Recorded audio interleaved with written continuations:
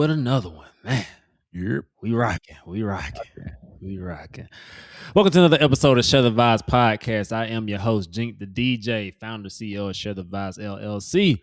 I'm glad to have you with us for another episode with another special guest because you know by now every guest is special. Yep. Make sure you like, share, subscribe, comment below, click that bell so you know we post you watching this on YouTube.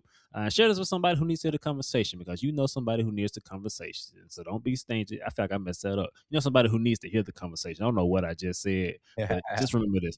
You know somebody who needs to hear the conversation. So share the conversation, man. Don't be stingy. Share the vibes, man. We excited for this one. It's gonna be a fun one. But before we get into our special guest, brother Wanja, how you doing, sir? Man, it's it's Milwaukee, man. I hate it. I hate it here. Like, it's random snow. I mean, we got a snow day, but that don't mean you get to chillax and relax. We Mhm. got to do some work. So pretty much most of the day I spent just shoveling snow, shoveling Yeah. my grandparents' snow over there, and then spent some time with my little sister. We've been getting into the Resident Evil 9 game, so we've just been playing that, Okay. and we both over here scared, but she got me playing. So I had her looking up all the cheat codes and all that stuff like that. So we're gonna beat it. We're gonna beat it. We're gonna beat it without dying. So far so good. We're doing good so far. But other than that, man, that's pretty much it, man. Just trying to navigate through this white stuff. Yeah. What game system y'all playing on? Mm. It's funny. So she has the Switch 2. So we've been playing it on Okay. Switch 2, which is random. And the graphics Okay. are good. I know that if I had it on the PlayStation, graphics would be a little bit better, but it wasn't bad at all. It's fun, and um, Yeah. it just I get confused with my little buttons and stuff like that because I'm not used to the Mhm. buttons. But other than that, though, it's fun. It's fun. Great story. I love a good story when it comes to to me, now that I'm older, as a kid, you're just playing it for fun, but now I play it for Yeah. story. It's just another medium of arts, if you will, and the storyline is pretty decent so far. So Yeah. yeah. That's what's up. Yeah. M got a Switch or a Switch 2. One of them things for Christmas. My grandmama got my mother got it for her. Her grandmama got it for her. Grandmas, they just do what they want to do. So yeah, she got a Switch for Christmas. And it's like the black one, like the blue and the red controls on the side. I think that's the Switch too. Yep, that I sounds think. like it. That sounds like it. Yeah. Yeah, Yeah, I like think so. So I don't know. It looked nice. I don't know when the last time she played it, but she got it. So hey, that's their business. So well, shout out to you, man. Make sure y'all tapped in with Audio Moguls Media. We are proud members of the Audio Moguls Podcast Network. Like I say every episode, if you don't really miss some music and tech, I don't know why you're here. Maybe you like Rob, but I appreciate you for being here. But in the event that you don't want to be here, there is a slew of dope podcasts from people having some great conversations on the Audio Moguls Podcast Network. So check that out. And Wonder, where you at with that app, by the way? I realize like we ain't talked about it in a while. We ain't gonna let you just sneak by with that. Where the app at? Well, so my partner that's working on it, he's actually in India right now, and he can't get back Okay. to the crib because of all the stuff that's been Ah, going on. yeah, that's So, tough. That's tough. I had to check in with him and see where he's at. For me, I like to be a little bit more hands on, but this time around, I said I'm gonna take my hands off of it. I'm gonna let somebody else handle it.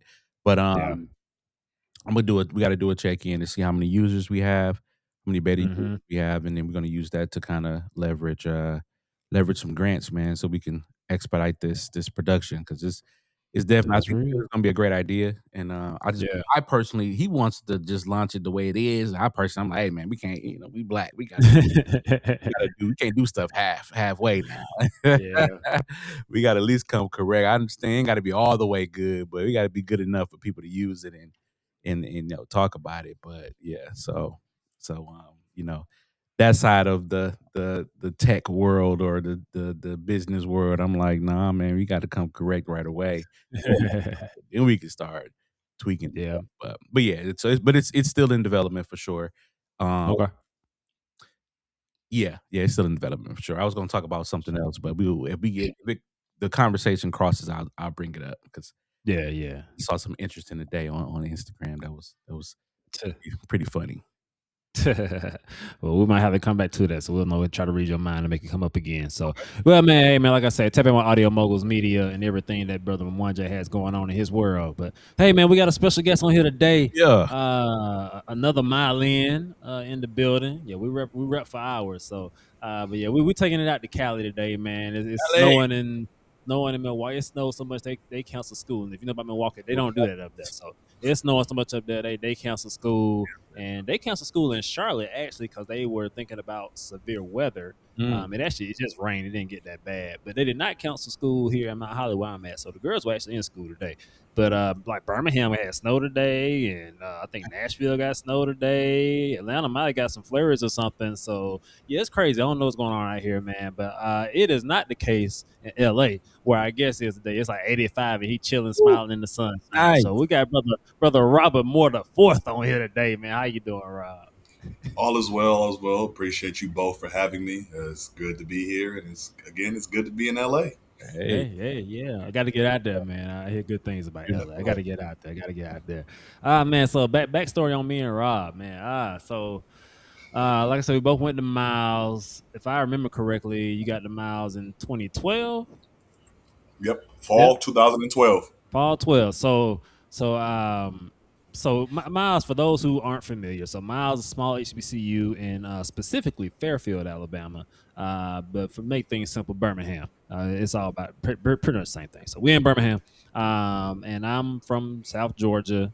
Grew up in the CME church, so that was my connection to Miles. The only reason I knew about Miles was because I went to a conference with the church and met the president there, and the rest was kind of history. So I was the one stayed over, had never heard of Miles in the church that like is formally affiliated with Miles. I never heard of it. But I end up at Miles, and you meet people from Alabama, of course, Georgia. There was like a New Orleans clique, there was a Florida clique there. And the other strange thing was there was like this strong Chicago presence at Miles. I don't know what it is, but Southside Chicago pulls up the Miles Mm. crazy deep. I don't get it. I don't know, but it's a thing. Sophomore year, I'm at Miles, and all of a sudden, there's a slew of Cali people that come in. I know. I'm like, what in the world is going on? I'm talking about it's like they found every senior in Cali and say, y'all coming to Miles this year. So like Cali came in deep fall 2012. I don't know what happened, but Rob was a part of that. So when Rob got on campus, I think I was a mentor at that point. So I don't know if you were in my group or not, but I'm sure we crossed paths through all of that. So connected with you and a lot of the other guys from Cali around that time. I don't know, a year or two later, like, oh, y'all cross Sigma. That was the craziest thing ever. Cause and this is no shade. And Rob caught me out if I'm lying. The Sigma chapter, prior to y'all, that wasn't it on campus. At least not in those recent years. It just wasn't the case. Like, you come in, there were a few Sigmas on campus, and no, good dudes, cool dudes, ain't had no problem with none of them. But it's like typically people just didn't gravitate to them. But all the Cali guys cross Sigma. I don't know if it's cause they blue and white, and I'm gonna just leave it at that or what. But like all the Cali guys cross Sigma, That's funny. but they really turned that chapter around. Like it gave them a different personality on campus. And there was one year that I honestly thought y'all probably should have won that step show, but that's neither here nor there. So, but it's so shout out to Rob, man. We met. I guess that would have been 14 years ago this fall, which is Yes, sir. absolutely insane. But man, glad to have you on here, man. What's been going on with you? I mean, no, all is well. All has been well. To your point, mentor. So rest his soul. Casey Webb was my first mentor That was my when I guy. first got there, and again, the whole great migration to Miles for my ace AJ, Sean, rest his soul, Ryan Johnston, and a lot of them from California. They were in Kappa League. So a lot of their Kappa League advisors advise them and mentor them to Miles. For myself, my journey was a little bit unorthodox, just given for my alumni, Culver City. Um, I played football there. I did well for myself, was all Southern section. Essentially, originally coming out of high school, I was going to go to Washington State for football. But Robert, again, for those who do know me at Miles, historically have had a very hot temper, very explosive temper in my adolescence. Um, I got caught up doing a lot of things I wasn't supposed to be doing. Just again perpetuating the cycle of growing up in the South Central Crenshaw district of Los Angeles. And essentially, I'll be completely transparent. A booster, Judge White. He's an alumnus and a booster of Culver City. Rest his soul. Essentially, I was in juvenile court, and he told me, college acceptance letter, get tried as an adult, or go to the military. I said, not going to the military, not trying to get tried as an adult. My Nana, rest her soul, she transitioned last year. But she advised me, my family being, my mother is from Greenwood, Mississippi. My father is from Selma, really Lewis Quarters of Mobile, Alabama. And my Nana just employed me to go to the Black College Expo. Devin, like you know, Jay Johnson. Yep. He was the first person. I walked in there. Miles College accepted me on the spot, and then kind of had a partial scholarship as well. I took that and I left. I didn't go to nowhere. I didn't go to no other school or nothing. I said, Miles College, that's for me.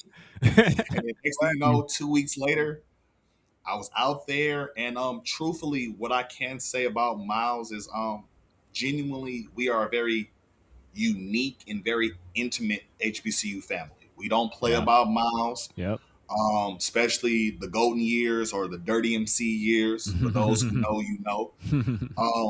Those years were very pivotal in my building blocks. And as I correlate that to me going there 18 years young, me now being 31, being a father of a very handsome son, I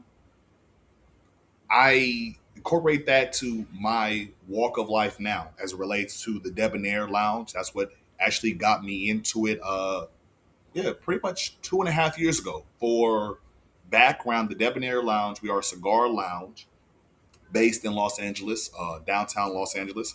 And for the first year and a half, I just interned. I just literally, I did an apprenticeship. I did not get paid. Yeah. I was there open and close, just learning the ins and outs of it. Mind you, at that same time, I was still being a father. At that time, I was recently engaged, as well as I was in grad school. So again, that's a strong message for those who walk by faith. It's never too much. I can say it's never too much. But I gravitated towards that. And then last year, officially, I got offered 10% of ownership. I bought my way in. Come on, and somebody.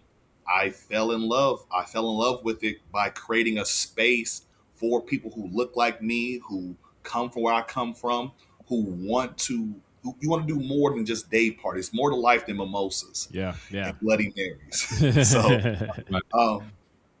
So again, coming to all of that, just creating a space as well as legacy. Yes, I'm thankful to have a firstborn son and he'll be able to carry my name.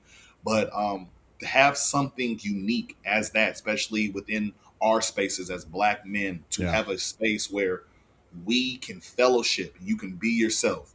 It don't matter your career, none of that. I was tired, especially in the LA scene, as you guys can imagine. A lot of the cigar lounges are kind of in the Beverly Hills, Westwood, very swankier places. Okay. And I've been to a multitude of them. They're all good. I was a member at the Lone Wolf in Wentwood, Westwood, and that's more like UCLA. Okay. At the same time, I didn't see us. And what gravitated me to the Debonair, part of it, yes, I'll admit, nepotism. My uncle Terry Clark Sr. He gravitated towards there, but he allowed me to really stretch my legs and really learn the business side of it. Right. And once I learned the business side of it, I fell in love with the whole aspect. And from there, I grew into it, came into ownership, and then also for myself, going to therapy and things of that nature. I've created an 8-year career of mental health and helping others and helping the chronically mental disabled, chronically homeless, and the veteran population transition from temporary housing to permanent housing. And I fell in love with it. There's a lot wrapped up in there. I'm gonna go back to something that one J probably missed, but I just want to make sure I heard you correctly because I missed something through the years. First of all, so he mentioned Casey, one J. Mhm. My sophomore year at Miles, Casey and TJ were roommates, and actually, the year. So yeah, TJ graduated first. Gene moved in there. So 2 years after TJ graduated, me and my roommate moved into that same apartment actually. Oh, word. So yeah, so I ended up having TJ's room 2 years after him, and there's a funny story behind that. I mean, and a gorilla called George, but that's another story for another time. But yeah, but him and Casey were actually roommates in North Campus. So RIP to both of those brothers. Yes, sir. Casey, Sir. TJ was on earlier this season, but now did you say one of your LBs passed away? No. So, um, none of my LBs have transitioned. So, my nana, she transitioned just of health, just Yeah. of health. She transitioned January 5th of Mhm. last year, and Mhm. you met him before. My cousin Khalil, he's an Omega out of the grad chapter of Compton. Mhm. Khalil Petway, he transitioned January 7th of last year, unfortunately, due Mhm. to self affliction. Mm. But yeah, he transitioned last year. He was the godfather, and he is the godfather of my son. Okay. And he's been to Miles multiple times. He graduated from Washington State. Okay. He's been to a couple of homecomings, and honestly, it's funny for those who remember. I think the homecoming of 19 and homecoming of I think it was 21 exactly. Yeah, 19 and 21, especially by 21, it was people at Miles College talking to him more than me, acting as if he went there. I'm like, I got the degree. I got How the it degree. goes. How it goes. So did y'all were y'all at the rooftop party that year? Yes. Yeah. Yep. All right. So how Yep. did I do? How did I do? That was my first official DJ gig. How did I do that night? No, honestly, you did well. I mean, again, you know me. I'm a social drinker. So after a couple of McCullens and Douce shots, I'm everything sounds great to me. Ah, But genuinely prior to that, I can say genuinely from your transitions to your setup and everything, dope. all was well. And again, like, come on, Devin, like you're the Miles College golden child, so you can't do wrong. Like you just can't do wrong. Oh man, no, you said 2 and I had to think. I was like, yeah, man, Golden child. that was the first gig. You know, I don't know one if you had anybody here that was actually there, like for that first gig. I talk about it. I don't know Mhm. if you had anybody on who was actually there. So, I was like, yeah, how was that night? Let's go, because I look back like, man, I did not know what I was doing. Like they should not have hired me that night. I didn't know what I was doing. Like, I look back on, like I feel like I don't know what I'm doing now, but like, I really ain't know what I was doing then. mhm. But nonetheless, that would not be it. Nonetheless. Gotta So throw okay, these. all right. So back on topic, So rest RIP to your cousin and your nana first and foremost. And I'm assuming Khalil was with you at the last homecoming you were at, which I think was Yes, he was. He was. 24. I No, think. so I haven't been to homecoming. Yeah, I haven't been to homecoming since 21. Okay. Maybe that's why Yeah, I'm I thinking about just that. because Okay. between just fatherhood, Mm-hmm. career, and Mm-hmm. things of that nature, I definitely need to get back. Especially again, my 10 year is here, so I Oh yeah. definitely want to get back, and I definitely need to get back just for that fellowship. But it's so many moving pieces, and then especially with the Debonair, we're not trying, we are breaking ground in Charleston, South Carolina, Oh, watch out and now. then we're also trying to break ground in Chicago, the downtown area. Okay. So again, as much as I love Miles, I love money. Yeah, you got work to Yeah. do. You got work to do. Nah, Yeah. that's what's up, man. I bet you want to bring one to Charlotte though. But now Hey, Charleston, I got to get out to Charleston again. I haven't been there since 8th grade, but yeah, I hear good things about Charleston. So, all right. So now you mentioned some things there. So you mentioned what brought you to Miles really stemmed from, dare I say, these mental health challenges you had as an adolescent, as a young person. You mentioned having a terrible temper and getting into some things you really shouldn't have been into that had you at a crossroads. You know, Yep. you had some decisions to make fast, or you gonna have some big boy decisions being made for you, and that led you to Miles College. And now, as an adult, here we are. You know, 10 years post graduation, you've built a career around helping people navigate you know, some of those same challenges that you had that had you headed down one path, but actually helped you to pivot into, let's call it, your destiny. So for one, kudos to you on Mhm. doing that. I know I love these stories of turning, you know, tragedy into triumph, or um you know, testing the testimonies, whatever we want to call that. So I think that's powerful. I guess what's been maybe like the experience or any like light bulb moments for you as you've been working with people who may have gone through similar situations as you, but helping them get on the other side of that. I'm sure that, you know, there's some tools you're giving them that you didn't have at that time and things like that. So, because maybe what have been some of the highlights of that journey, or some notable moments in that you know you feel kind of really should be shared with the audience. Well, good brother, what I learned along the way is everybody got a sob story, whether that's physically, mentally, emotionally, spiritually, and or financially. Mhm. We are all living life exactly the same, just from a different perspective. And me understanding that, and the light bulb of that is understanding the art of listening to understand rather than listening to respond. Naturally, especially within our communities, we are prone to be groomed or to be raised in an aspect where we just gotta respond. Just Yeah. no matter what, just respond, respond. Especially us as black men. True. Rather it's the inner city, rather it's the country, two-parent household, one-parent household. Us as black men, respond, respond. But what I've learned is to take a back seat and understand that everything doesn't need a response. Yep. Certain things in life, again, if you're wrong, you don't get to apologize.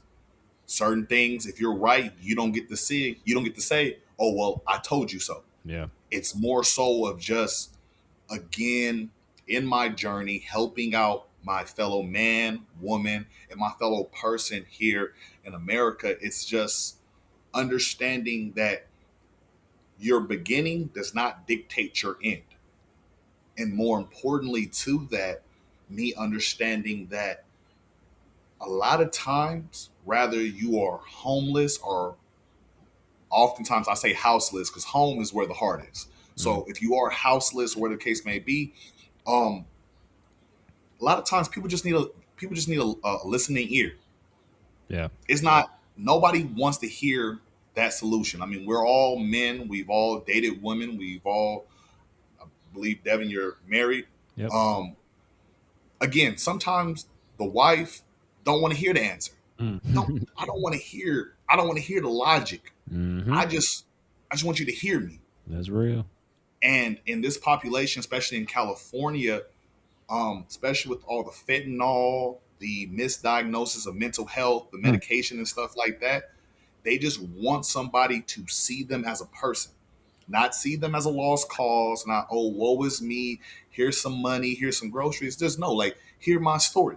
Yeah. This is my story. This is how, as a young man born in Michigan, how I came out to California. And that in itself is better than any paycheck. Because again, I tell anybody, getting into nonprofit work, you don't get into nonprofit work for the money. I Yeah. promise you, it's never for the check. You will not get rich in nonprofit, for anybody that wants to know. But you get rich in your soul. Again, Gil Scott Heroin, great brother, great poet. Um, he had a line which I used to, when I used to drive my nana to church. He had a poem called "Who Will Pay Reparations for My Soul." Mm. And for me, regardless of the various transgressions I have caused others and things like that, I pay it forward by the line of work that I do. And I don't do it out of obligation.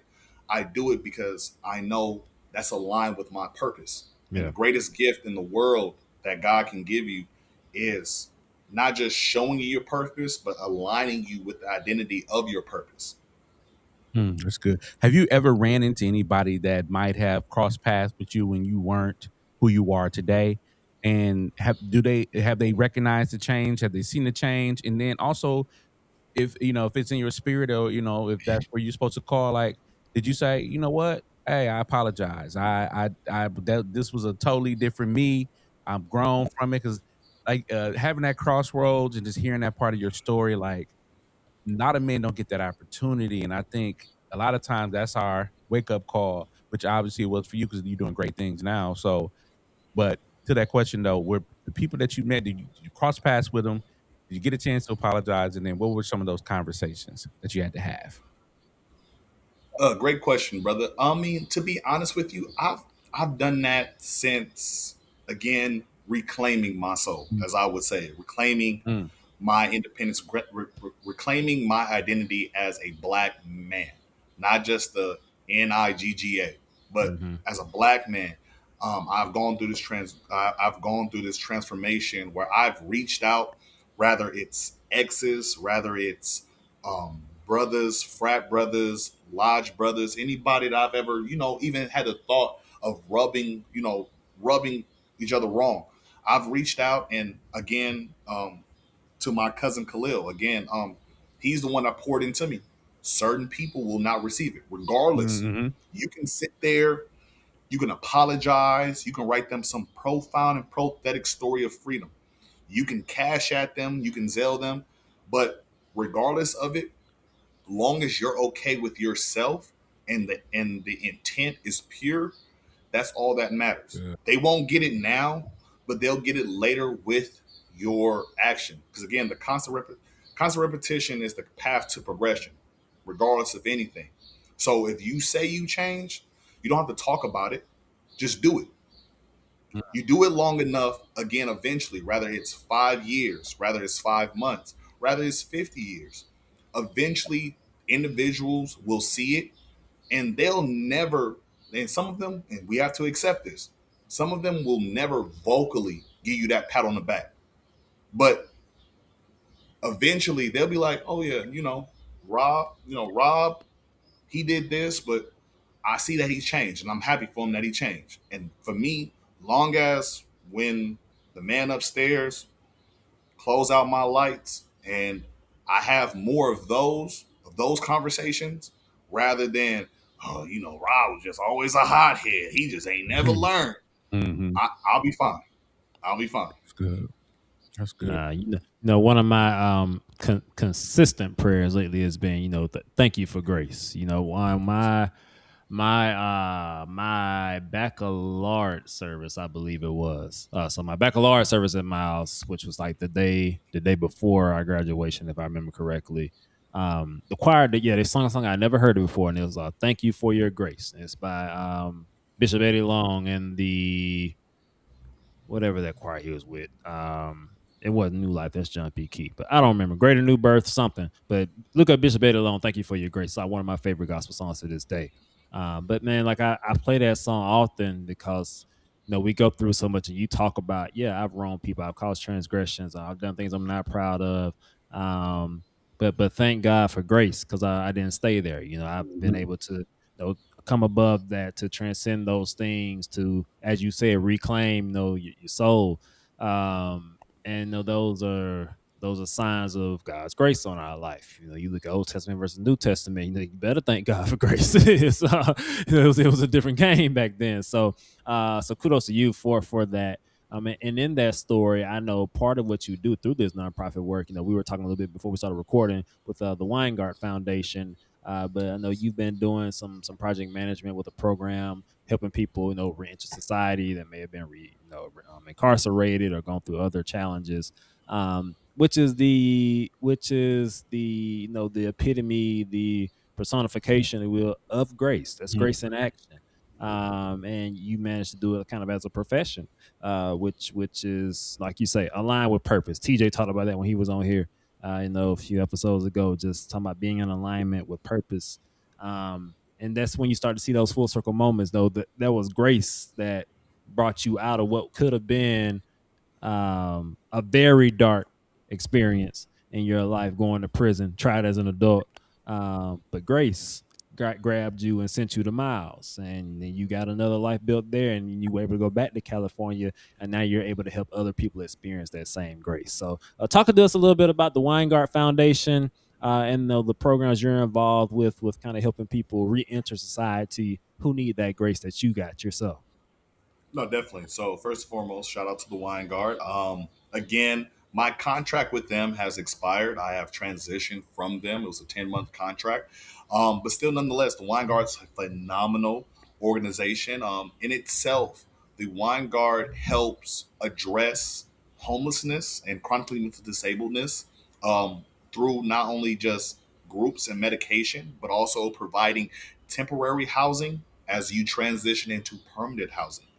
And essentially, my job there as a project and program manager of AB 109. AB 109 is an extension of not prison but of probation, aligning people who are on probation and or parole, giving them temporary housing and helping them be document ready for permanent housing. Document ready looks like having your social, your GR, your SSI, your just overall government benefits.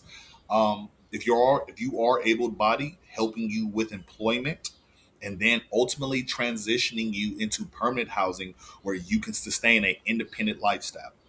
And with the Wine Guard, I was able to touch so many people's lives, as well as I can honestly say I've met a lot of people that come from my same neck of the woods of the Crenshaw district of South Central.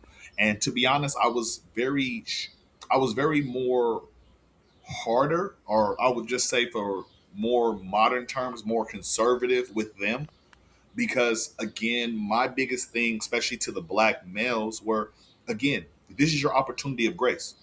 This is, we both come from the same area. Again, you may be 35, you may be 45, shoot, you may be 65, but you are a free man now in this world, and there's nothing holding you back but you. Especially again, if you're able to access these channels where I'm giving you resources to food pantries, I'm giving you resources to fixing your credit, you are getting government assistance, as well as more importantly, at the Weingart, you don't pay rent.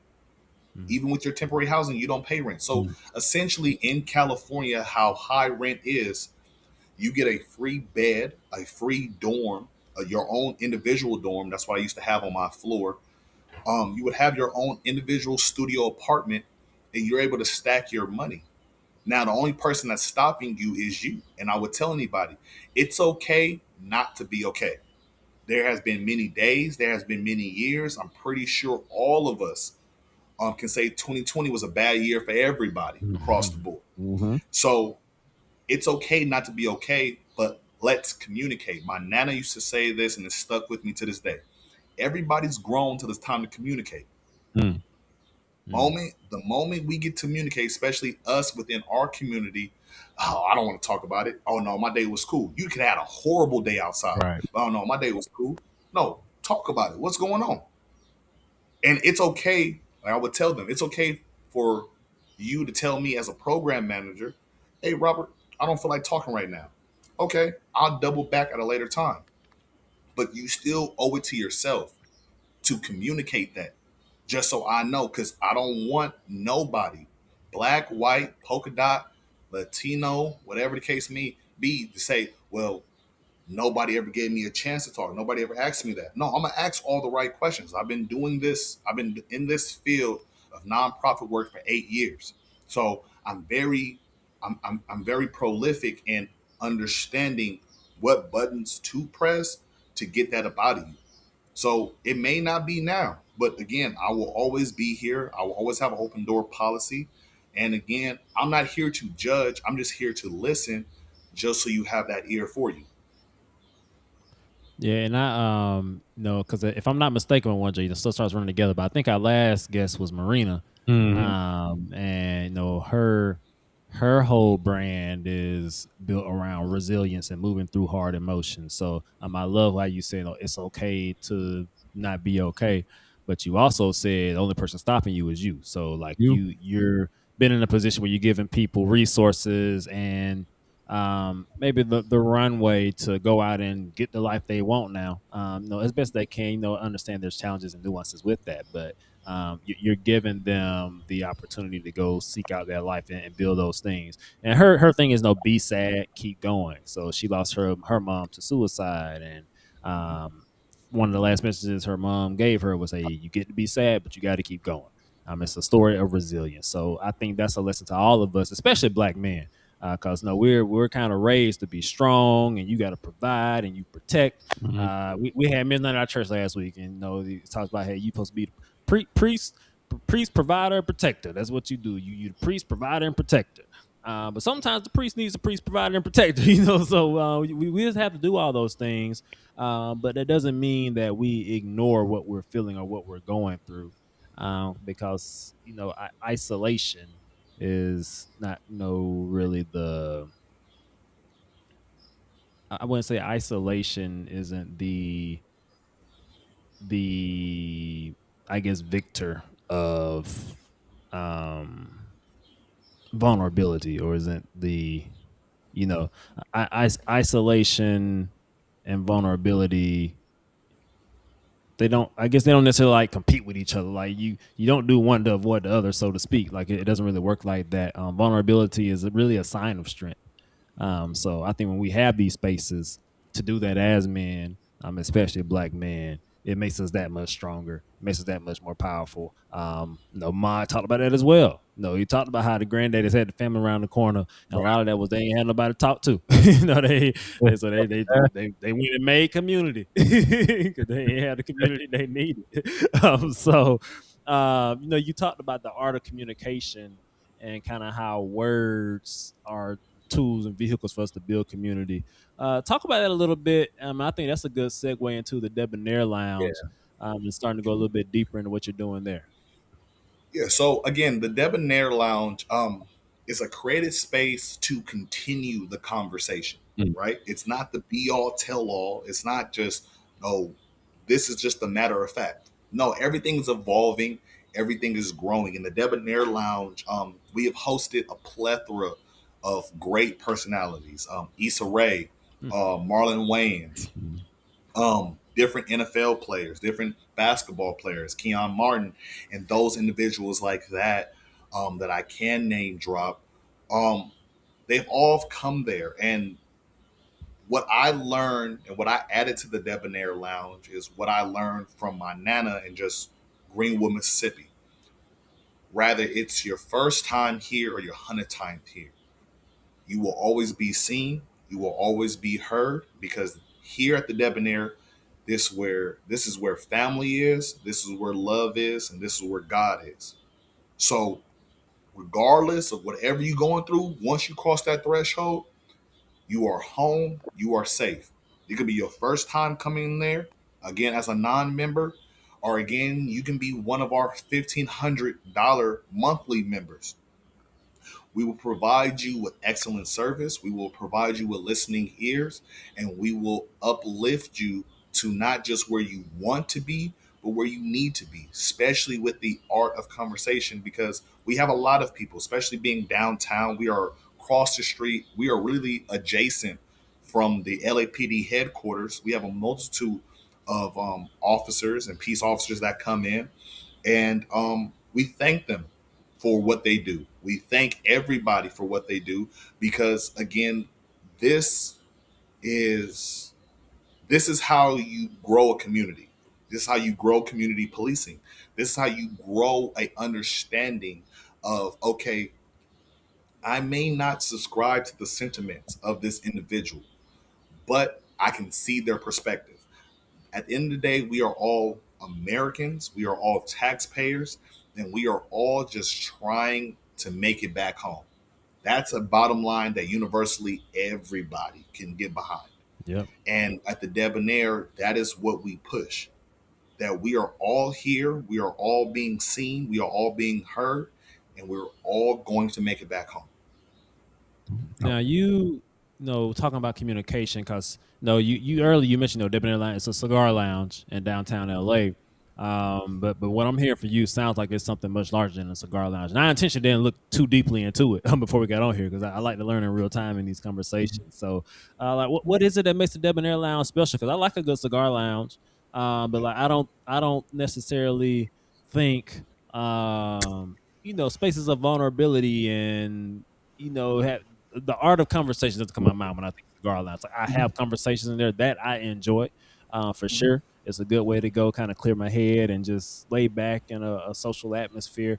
But like, what are you doing that's so special at this Debonair Lounge when it comes to? So at the Debonair Lounge, it's not just about cigars. So again, we have non-tobacco shisha and our hookah for our non-tobacco smokers. We have coffee, we have teas, we have light beverages and light snacks, and we have a space that is just non-smoke free in general. Mm, Again, we have members that come in there. They don't smoke at all. yeah, They just like the atmosphere. mm, They like to come in and almost treat it like a Starbucks. yeah, You come in, connect to the Wi-Fi. You can do your screenplays. You can do your doctorate degree. You can do your master's degree. You can do your BA or your BS. Again, it's the atmosphere. And essentially, yes, the Debonair on paper, we are a cigar lounge. But truthfully, we are a social club at heart. In our mm, heart of hearts, we are a social club of the people, by the people, and for the people. And the people is not just, yes, granted, all five of us as owners, we are black men. I am actually the youngest. The nearest is Antonio Martin, who has been a personal mentor for me. He is 36. And then it's my uncle, Terry Clark Sr., Derek Harris, and Kevin. Um, all phenomenal older men, but still have the understanding of reaching back to uplift the fellow generation. And for myself, I want to continue that because, especially us as black men, there is a generational gap in our communication. Yes. yeah, yeah, And to break that, it's not just preaching from your milk carton or preaching from the highest hilltop, it's by actually doing the work, by creating spaces that identify with our generation, identify with the next generation, or identify with the generation behind us. And that's where the social aspect of it, and truthfully, that's how, even for me, I've been off social media for 5 years, but 2.5 years ago, my sister, who goes to Grambling State, great school, Grambling State, it's not Miles College, but still Grambling State. Grambling State is still top tier, but still nonetheless, even her, she's in Louisiana, and she's saying like, "Oh yeah, Robert, I just saw you on Issa Rae's, you know, IG," and I'm like, "I didn't know that. I didn't know that." that's lit. But no, That's tight. it's really a blessing, and in our heart of hearts, to the point of the question, we're really a social club, and we're Okay. really here to expand that conversation and bring us back to a sliver of America where people knew your neighbor. Mm, I see you. And that's something I learned not just at Miles, but just throughout Jefferson County and just throughout the South. People know you. You're not just a number. It's not just how LA is, very upbeat, just a, nod and go. It's no like, hey, how you doing? Are you well? yeah. Stuff like that. And that's something that really, again, when I came to Miles, my number one thing, Jay Johnson as my witness.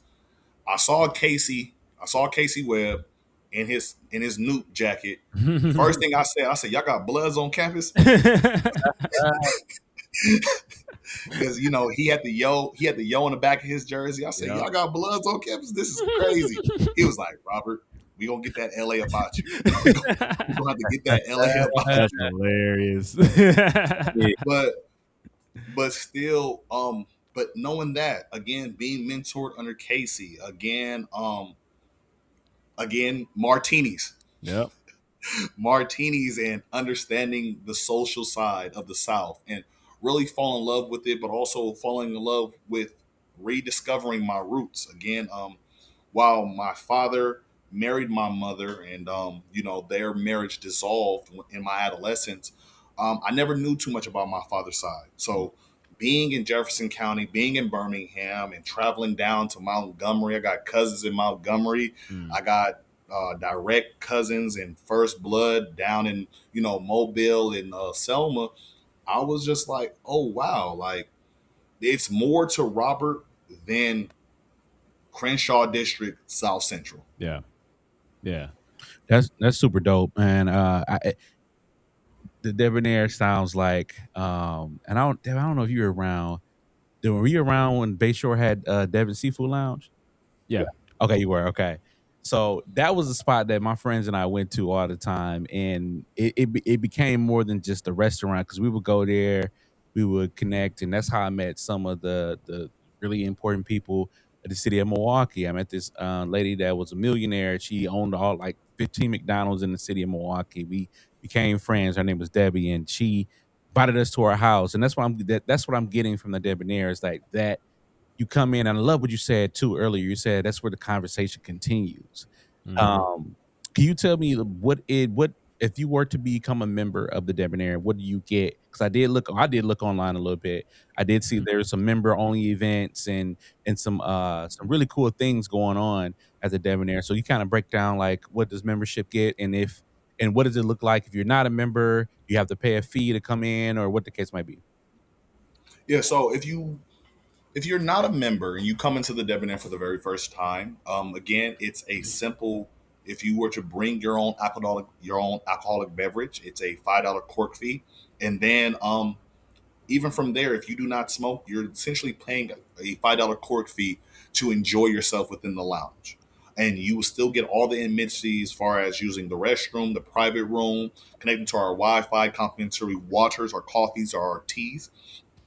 As relates to members, we have membership starting at $49 a month, again, all the way to $1,500. Regardless of your membership, you do get a locker, but what happens is your experience within your locker. Okay. So, as you can imagine, if you're paying $1,500, you will always get your personal selection. We send out a survey, your personal selection of the cigars for the month. Oh, dope. Your locker is always filled. Hmm. Your locker is always filled, as well as depending on the month, we do things where we partner up with local distilleries and things of that nature. Nope. And again, you open up your locker. Let's just say, for the sake of conversation, you are a reposado drinker. Boom! When you open your locker, there is a brand new glass bottle of reposado in your locker, Mhm. just for your liking. So we cater to our clients, and we cater to the habits of our clients. Mm. So whatever you're into, we're going to cater to you. Again, if you are a Alabama fan, an Auburn fan, a Georgia fan, whatever the case may be, we're going to make sure. Okay, well, I know Devin. He's more of a Tuesday, Saturday type guy. Saturday comes on. He's a big Georgia fan. Boom, game's on. If the game's not on, we already have the updates and stuff like that. We know, again, good brother, you like espresso shots. Let's say, for the sake of conversation, you like espresso shots. The moment you hit that door, hey, excuse me, I'll speak to one of my assistants, or again, one of the other owners to speak to the assistants. Hey, make sure the brother gets his espresso shot once he's settled in. So Yeah. by the time you settle in, get your laptop up and stuff like that. Oh, boom, here you go. That's Debonair. So yeah. That's Debonair right there, boy. Yeah, hey, that's I Debonair. like Now, do you all have food too? Yes, we do. We do have food. We have fresh charcuterie boards that we cut personally. All of us, we've gotten certified, not just in cigar, because you have to be certified in cigars if you're going to be selling cigars, Okay. but also we got our food handlers license and things of that nature. So we make sure that every person there, whether you are a member or you're not a member, anything that you can throw at us, we can receive it and we can multiply it. I've saw so I did also see women too on your Instagram, and I think that's super dope because a lot of times from the cigar lounge that I've seen, unless a woman is going with their significant other, it's typically catered to men. So how have you all got women to be a part of this experience as well too? And that's a great question. I mean, to that brother, again, we have seen to our sisters, especially the black women, we've seen our sisters have a calling or a yearning of this movement of men need to be men and Mm-hmm. I want my man and stuff like that. That's fine. How are you going to step into the plate as well? So again, you want a man making six figures. You want a man good benefits, all the stuff like that. Come down to the Debonair. Mm. Let's try your luck. Our biggest thing is try your luck. Because again, you have men there who conduct themselves in an atmosphere where truthfully, a lot of our members, they'll say it. If I want a fan, if I wanted a friend, I'll buy me a goldfish. Mm. I'm looking for a wife, I'm looking for someone who understands me, who sees me, and again to the Debonair, who continues the conversation. I'm not gonna always be right, beloved, but at the same time, are you going to be able to understand me at my lowest and celebrate me at my highest? And again, we open our doors to women, not just our sisters, but Hispanic, Caucasian, Asian, every taste of Baskin Robbins. You are more than welcome to come in here. And again, Baskin Robbins. all we're going to ask you is again, how can we serve you, as well as, especially how it is in California, you're not swimming with fishes, you're swimming with whales. You're swimming with men, especially in this atmosphere and where we're located. You're swimming with black men who they have their own. Mm. They know how to clean up behind themselves. They know how to do everything that you can provide outside of making a house a home. They can pay for everything. They can. We need a listening ear. A lot of our members that are single, regardless of age, they just want a somebody to hear them. It's not we're not here, and it's not the sentiments of social media that I see. And my own social media is from a minor scope of YouTube and Reddit, but essentially, for a lack of words, you're not dealing with men that are trying to leave you with a wet ass. Mm. For those who know, you know. You're not dealing with those type of men. You're dealing with men who are professionals, and more importantly, I got a million one things at home. The last thing I need to worry about is, oh man, I got to get back home to the missus, man. I gotta, she gonna be up. No, understand that this is part of my life. Yes, I smoke cigars. There's times I'm gonna come home, I'm gonna smell like a cigar, even if I don't smoke one. Are you okay with that? Are you okay with, again, even myself, some of the side work that I do? I do private armed security for celebrities. There's going to be times where I work a 16-hour shift and then I got to go handle some stuff at the Debonair. Can you live with that? Can you understand that? And if the conversation is yes, then let's continue. It's good. The place where the conversation continues. Conversation with the conversation. Like, Man, so I mean,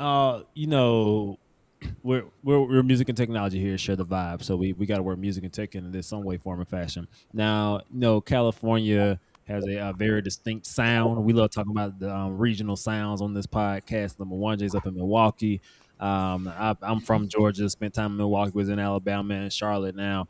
So now I've had my taste of a few different scenes. And you went from California, was in Alabama for a while, which is a very different sound from Cali. So I mean, talking about the art of conversation, the power of communication and words bringing us together. And you just mentioned, you do armed security for celebrities too. So I'm sure you see a lot on that lens. So what role does music and or technology play in those different sectors? No. Let's get poetic here. What role have you seen music and technology play in the art of conversation?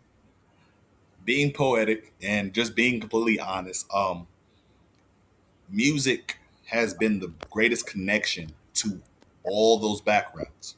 It's the music. It's the vibes. Again, we have had our lounge rocking way past California's curfew, 3 to 4 o'clock in the morning because of the music, because of the vibrations. Again, music brings out, and I'm a firm believer, the right music can bring out the truth within a person. Oh yeah. Because again, it's easy, especially with all this fly by night success that we have, especially in the music industry. You can have a TikTok song, a TikTok song, and everybody's like, "Oh yeah, yeah, yeah," but nothing beats Al Green, nothing beats Neil Scott. Like these things like that. That's what connects us. Nothing beats Kanye's graduation. Yeah. So having having that pot of music and that pot of you're going to a place where it's not just upbeat, oh NBA young boy, rah rah rah rah. It's more so just like, oh wow, like who's this artist? Oh yeah, I forgot about this song. Oh yeah, my daddy used to play this song. My mom used to play this song. We used to clean up. Like bringing that back to your foundation, it makes it an emotional connection to a place. And what I've learned in business is oftentimes anybody, rather it's a customer, rather it's any type of consumer, yes, they see with their eyes, but they are listening not only with their ears, but with their heart. So if you have the right melodies, you have the right vibrations musically in the air, that will resonate. And somebody who'll be like, well, man, the Debonair, I've been waiting on this little section for about 20 minutes. But man, the music is going good. They made me a latte. I made me my little matcha tea. Okay. Hey, 15 minutes ain't that bad. You have take your time, brother. Take your time. I'll be right here. Yeah, the vibes transcend time, man. That is Yes. real, man. I know Rob ain't been on social media in a minute. That boy said a Tic Tac song. TikTok. Yeah, right. That boy said a Tic Tac song. Ooh, that's wild right there. Now, Go ahead. Go ahead, David. so I just want to ask, because no, talking about vibes. So the way you're explaining the Debonair, just kind of what I'm envisioning in my head, and a little bit I see on your IG. Like I could see this being a place where artists want to come and have listening sessions, or Mhm. live artist showcases and things like that. Like I see a lot of opportunity for that. Are those things that you all do? And if not, is this Yes. something you all looking to do? Yeah, so we do have listening parties. We've had listening parties for a multitude of up and coming and underground artists, as well as what we also do once a month. We have live music from different regions. Okay. Just this in February, we had a Belizean woman there doing traditional Belizean music as well as traditional Belizean dance. Hmm. So we bring all that out, and again, we listen to understand if our consumers, if our members, or our non-members will say, you know what, I'm really in the mood for like salsa. I want some authentic mariachi music and stuff like that. Again, if it's in our budget, we will allocate that to that. We aim to please. And for me personally, I've always had that inclination to want to please others. Yeah. So anything that I can do, again, if I can't find the answer, I'm gonna go find somebody who do got the answer, Right. and we gonna get it done. So, Moanja, I know you had a question. Another one came in my mind, but I don't want you to lose that thought, brother. no, I was just gonna say, does a cigar cut tell you about a person? 100%. Oh, A okay. 100. Okay, can you break that down for me then? Yeah, talk about that. Yeah. So you have the traditional. Actually, That was a where's good my? one, J. You snapped Yeah. with that. Hold on. All right, brother. That So boy been potting, boy. I don't have my utensil with me or in grabbing range. But so again, you have the traditional cut, you have the wide cut, you have the small V cut. There you go. And then you have the wide V cut, right? So what I've learned is if you have somebody who has a traditional cut, a lot of times they're either going, because I'll tell anybody, cigars is a journey, not a destination. Mm-hmm. A lot of people, I've seen a lot of people come into Cigar Lounge, be like, oh yeah, well, Robert, I want that Big Daddy, I want the Cuban seed, and then they in the bathroom curled up like a shrimp. They gone. They gone. But a lot of times for the traditional cut of a cigar, the individual is either going back to the basics, just because that's just what they grew and that's what they're comfortable with, or they're actually trying out for the first time. For a wider cut, that consumer is more so looking for bigger notes, bigger taste. Rather, it's the Mm. white pepper, it's the black pepper, or it's the actual tobacco. And tobacco is regional. Again, Dominican, Ecuadorian, Venezuelan, Cuban. There's different regions that have different notes. So that's what they're trying to consume. A V cut, especially a small V cut, that person is more so looking to enjoy the cigar and have essentially a smoother beginning and have a very pungent taste of notes on the back end. Mm. And then the bigger V cut is vice versa. Mm. You want to taste the notes in the front and then you want it smooth in the back. Got you. What You about just learned me some. the punch out? Because I was about to ask that too. yeah, because I had that. Was that last year State Fair? I think it was. Yeah, I think it was last year. It was a pop up shop at our local state fair, and there was a cigar lounge. My friend, he never had one before. I was like, well, all right, cool. I'm not the expert, but I've had a couple. I kind of know what I like, but they were like, with this particular cigar, I forgot what it was. Like you have to have this one's a punch out. So he explained what that is and what personality trait is with that. So a punch out, it really just depends on the grade or the pedigree of the cigar. Okay. Depending on if it's more of a high end cigar, I would say yes, a punch out, because now you're actually sitting there and you're essentially becoming a surgeon of the cigar.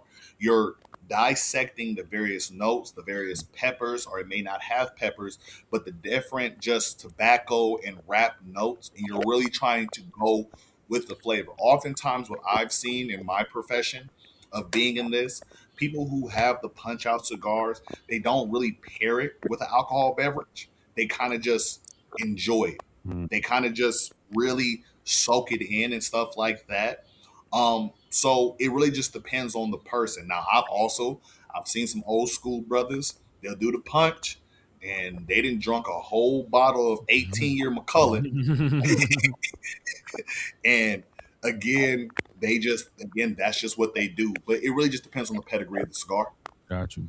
Gotcha. No, I learned something there because I know about the different cuts, but I never really knew like why you do it. I just know I like a V cut. It's just kind of what I do, and it probably just because it just kind of makes sense. It's kind of middle of the road, so I just typically do a V cut if I got it there. And I don't know, it just works for me. But all right, you gave me something to think about. I'm gonna be having to try stuff now. I don't smoke cigars as often as I once did, but I still do enjoy a nice cigar. And there's actually a spot not too far from the crib because Will is over here by me now too. Yeah. So yeah, we're like 6 minutes apart. So every now and then we might pull up to the spot nearby, and they do live music on Thursdays and have food trucks and stuff. So now I still enjoy the cigar experience. I like how you said that the cigar is a journey, not a destination, and the cut kind of helps you navigate that journey. And it can pin. All right, now I see what you did there. You know what you're talking about, young brother. Just a little bit. Just a little bit. Oh man. You know, okay. What you talking about, yo? Whippersnapper? Now, back on the music tip. What was the experience going from Cali to Alabama? Those are like vastly different. Man, night and day. It went from a very upbeat, very even like how we house party. Again, when you go to a house party, if you dancing with a young lady, y'all both dancing. In Birmingham, brother just holding up the wall and she doing all the work, and which is cool, which I understand. But again, growing up in LA, as you can imagine, growing up in inner city, in any inner city, unfortunately, the reality of the basis of it is, especially black children and black males are very hypersexualized. Mm. So, um, again, it's more so of like in your adolescence in LA, it's like, oh, I'm trying to show her what I can do. If I can get you on the dance, imagine we get back to the y'all meaner. But again, in Birmingham, it was completely different. And as well as, again, I'm not gonna lie, Birmingham turned me on to the fact that I personally I like aggressive women. Mm. Because again, there's been multiple times Club Sub, the Yellows, North Campus. I didn't have some women, and I didn't even had an ex and grabbed me by my collar, and I'm like, You know what? Yes, ma'am. You absolutely right. Yes, Let me ma'am.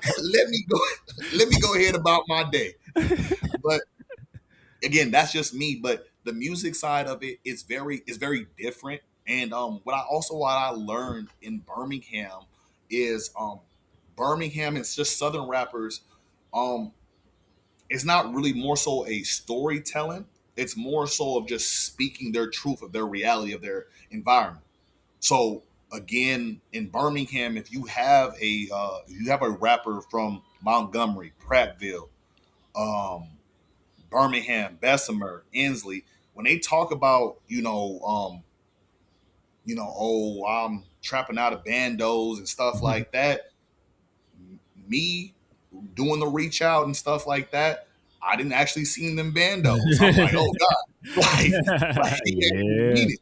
Yeah. But in LA, in California music, LA or the Bay, it's more so it's the art of storytelling. Yeah. It's again trying to tell you a story. Again, Ice Cube, today was a good day. Hmm. All that man did was just tell him literally what his day was that entire day. Yep.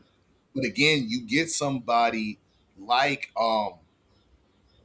again a Mo 3, the Migos, a young Dolph, young Jeezy, Gucci Man, like they talking about birds, 24s at the Waffle House, and you Yeah. like, nah, hey, that man was really at that Waffle House.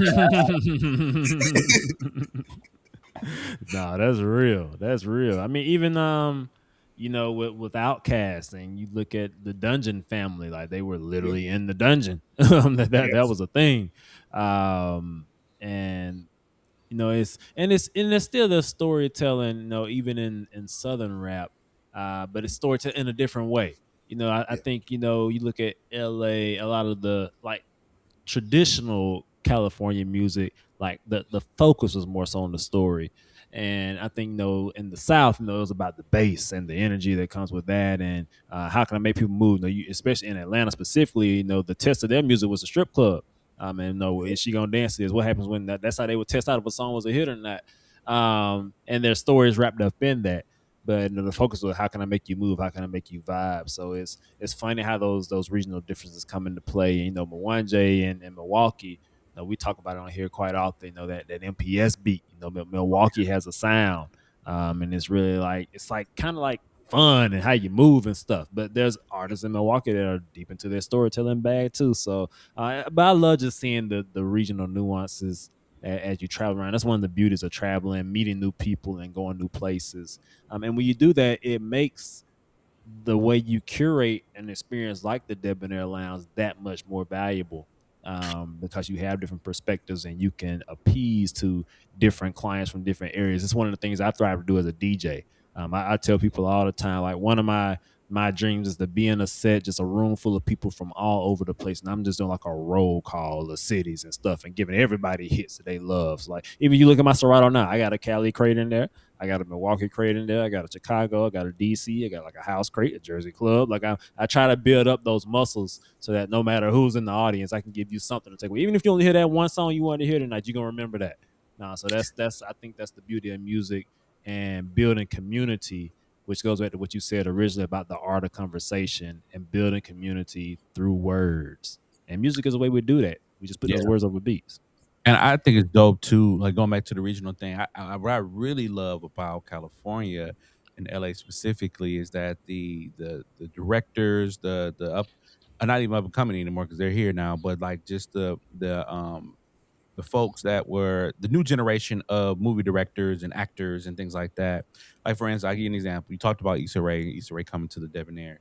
Um, One of the things I loved about her was that she was so LA that she put LA in her TV show. So Yep. much so that I had to go when I went to LA, I think it was the second time, I had to go see where the apartment was where Issa stayed at first. Or I had to go to the little Brandy's donut shop, all the stuff Mhm. like that. And Yep. then hey, I'm hoping that next time, whatever she do next, the Debonair is on that list. Same thing with Atlanta. Atlanta, what DeKalb County in College Park and all this stuff, or even as close as Chicago with O Block and all these other places and things like that. You hear that in the music as well too. So like when you do those things, it makes folks want to come and visit. Like I gotta go 'Cause I personally, I've never been to O Block in Chicago, and but be telling me that they actually go to the street and take pictures. I would never, never, So actually, never. when I was there for TJ's funeral, in January, I wasn't on O Block, but one of my profiles came through to where we ate breakfast at that morning. He was like, "Yeah, you go about 2 blocks that way. That's O Block though." Like we were very close. I think we were on 63rd. You listen to Dirty talk about 63rd, Yep. but we just like a few blocks the other way. I mean, no, I mean that happens in LA. I've had a lot of Miles College alumnus. Again, they come out here, and for me, I'm always the type of person when you come into my city, I'm going to show you. I'm going to show you true LA. I'm not going to show you the pageantry, the Hollywood. I'm going to show you again. Like, and for me, I grew up in the Crenshaw district. I grew up literally adjacent from Crenshaw and Slauson, the Nipsey Hussle Square, Yeah. things of that nature. So again, like a lot of people when they come out here, Miles College's HBCU family in general, they're like, oh yeah, like I'm trying to go over there and stuff like that. And I'm like, yeah, of course, like you can go there. And again, it's what I've learned in just being well traveled and not just the world, but in America. Um, the locals and Miles College, local fi local, the locals, the locals know when you're not from there, and that's anywhere. And long as you are of respect and of just observance, then again, you're fine. And that's the thing. Like I even had frat brothers. Rather it's Talladega College, Jacksonville College, or stuff like that. Like they'll be from Bessemer or they'll be from Inslee, and I know Inslee and Bessemer and things of that nature. Just Birmingham again. Sections and hoods are everywhere. Yep. It's not just prone to LA, but like I tell everybody, like leave that at LAX. Leave that at LAX just for the fact of LA has evolved. It's not about the colors that you wear, but it is about the hats that you wear. And every hat to you, you can be a diehard Texas Ranger fan. That don't mean that in LA. That does not mean that in LA. So you have to be mindful of that. Or again, a lot of us as men, especially as black men, we have this bravado where it's like, oh, well, I came out of Prattville. It ain't nothing but Bloods where I grew up. Sir, you went to college. Give it up. Give it up. It's done. It's done. And when you come out here, like I tell a lot of people, just be yourself. Be yourself. In LA, we are receptive to that. And unfortunately, for the multitude of artists and going back to the music side of it, musicians that have came out here in the past 5+ years who have transitioned and who unfortunately lost their life out here, it wasn't the fact of what the media tries to portray as if, oh, LA is just a no-go place and they be headhunting. No, it's the fact of you did not adjust accordingly to your environment. Prime example, what I was talking about earlier with one of my lodge brothers, the Pop Smoke situation. Pop Smoke, you come from New York. Now, Pop Smoke, you in New York, every building in New York looks the same. So it's easy to kind of be like, oh, I don't know exactly where he at. It's 3 buildings from the Bronx, Queens, and Manhattan. It looks like that. We don't know which one he's at. But again, when you are in LA County, that address or that area, people know that's actually from here. That's one designated area. So in his situation, or even in the what's his name, P&D situation, these were situations that could have been resolved by genuinely letting your pride go and just taking it. Again, you are a multi-millionaire, or you're portraying to be a multi-millionaire. Or so what's insurance? Insurance is nothing. Go ahead, if unfortunately this person is being a low life and stealing from you or stuff like that, your ego and your pride is being like, oh no, hey man, get up off me. I can't go for that. Let them have it. Right. Your ego is not worth you making it back home. Yeah. So I guess just a kind of an aside, because when I go to LA, I'm ain't nobody. I'm here. I'm a visitor. Is the check-in thing super important? Is that an actual thing, or is that something that the media try to portray? and tough guy act, what have you, or is that actual thing like, hey, make sure you have some homies here that that could make sure steer you to the right place so that you're not out here lacking in No, culture. I'll tell anybody. As somebody who's born and raised in this, I have family that are Bloods, that are Crips. I have people that I associate with this day that are actual bangers and members. Um, you can make it in LA and nobody will be the wiser until you leave. Mm, It's how you go about it. A lot of times, again, I'm a firm believer, like I used to say at the Weingart, ego is a young man's game. yeah. Once you make it to a certain level, when you make it to a certain status, go about your day. Nothing's more important than you providing for your family, you being there for your family. Because even, and I say that as somebody who, again, as Devin know, I was playing Nipsey from the moment I got to Miles. And again, Nipsey Hussle is a person who grew up in the same section as me, um, grew up around me. Again, our families have overlaps and stuff like that. Nipsey's overall Achilles was not him being Nipsey, but his his I guess his drift to always be within the section that he came from. And once you hit a certain plateau, Mm-hmm. it's not that you got to stop going back to your neighborhood, but you have to stop exposing yourself as much in your neighborhood. Because again, he unfortunately lost his life not by being the rah-rah stuff like that, but you're in a section where, again, there is a lot of just scandalous Crip members who, again, are either jealous or envious of your spot, and you are still trying to politic in that region as if you guys are on the same level. And that's where the miscommunication comes in. So that's where, again, unfortunately, he lost his life. And truthfully, South Central in that Crenshaw district has not been the same. Yeah. A lot of people have either moved out, they have sold their parents' households or their grandmother's households, and they have never came back. And it's because, again, there's nothing wrong with being where you're from, as as my stepfather would tell me, or just a lot of the older heads and the older members from my community. It's not on you, it's in you. Mm. You don't have to prove that to nobody. You from here regardless of anything. You can go here, go be the king of Timbuktu.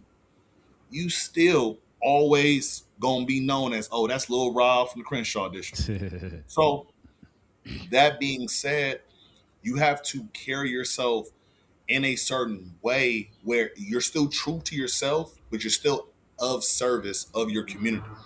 But also, it's like Snoop said, it's bridging the gap. If you're here and your people are here, you lose when you go back down here. The Okay. only way you can do is, if you're here, leave those crumbs or leave that ladder and show them the way to get up here. And some people will be receptive to that, and some people won't. But you have to be okay with that, regardless of anything. Good. This reminds me of a conversation I was having with someone last week. Young lady lives in Atlanta. She was talking about dating. And she's been considering changing locations and things. And she said, maybe I need to change my environment. And I said, yeah, Habakkuk had to change his environment to get the vision God had for him. Shundo, and we laughed about it a bit, but it's a real thing. In the Bible, Jesus, when he went back to Nazareth, he wasn't able to perform miracles there. He says it in one of the Gospels, like, hey, I couldn't perform miracles. Like basically in his hometown, he had to leave to really be able to fulfill his ministry because the people weren't receptive to it there. So I know I think there's a lesson in there, a valuable lesson to not neglect where you come from, not to turn against the people you come from or familiar situations, but sometimes you have to change your environment to really thrive in your calling and your assignment.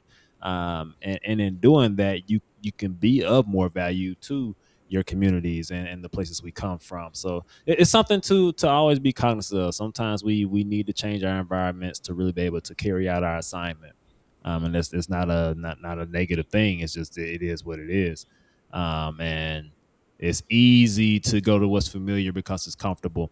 But growth rarely happens in the midst of comfort. So, man, this has been good, man. Man, y'all done took us down the road I ain't think we was going down here, man. Shout out to Hey, Emil. hey, listen, if you're gonna check in LA, make sure you check in at the Debonair. You got to do that. You got Check to in do at that. the Debonair. You Check got to in at check in the at the Debonair. Debonair. Yes, sir, man. Man, Rob, man, it's been good having you on, brother, man. What's up next for you? What should people be on the lookout for? How can they stay engaged with you? Because you're not on social media. But how can people stay engaged with you, the Debonair Lounge, and everything you have going on? No, just again, follow us at the Debonair, Debonair DTLA, as well as again for the the lack of social media I do have a LinkedIn, Robert B Moore IV, MBA. I just completed my MBA, Hey, Congrats, so salute. uh, so again, just contacting again, regardless HBCU, PWR, regardless of your walk of life. Again, I'm committed to helping my fellow person.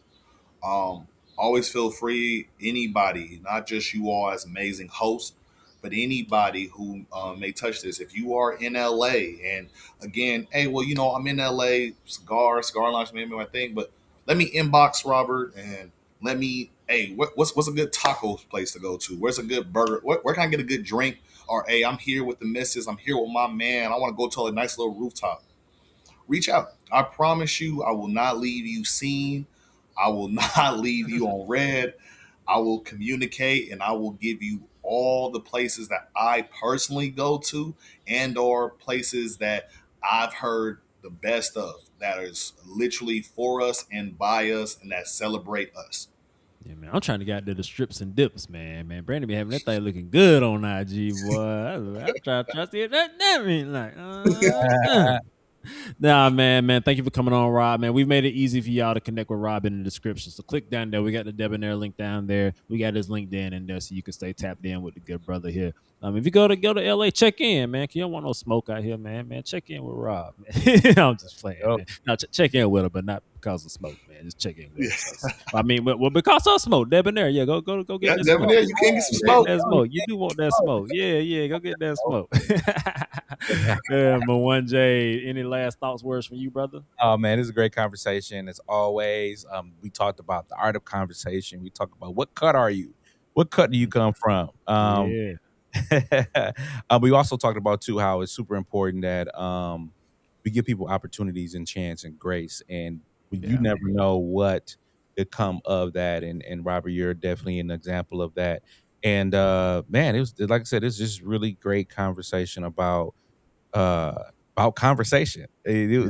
That's what it was. So we appreciate y'all for tuning in and thank y'all for always listening and yeah, man, this was good. This was good. Man, leave it to share the vibes. Get on the podcast, talk about talking. Talk Well, about we something over here. Ain't that. we? No, this has been really good, man. Thanks again, Rob, for coming on. Hey, if you're on Always. YouTube, like, share, subscribe, comment below, click that bell so you know when we post. And you've heard the conversation now. Now you don't have an excuse. Share this conversation with somebody who needs to hear it. Share the vibes. Quit being stingy. Shame on you. Shame on you. Show some grace. What's wrong with you? Hey man, this has been good, man. Appreciate y'all for rocking with us. We'll be back soon with another one. But until next time, stay safe, stay blessed, keep sharing the vibes. Peace. Peace. Peace.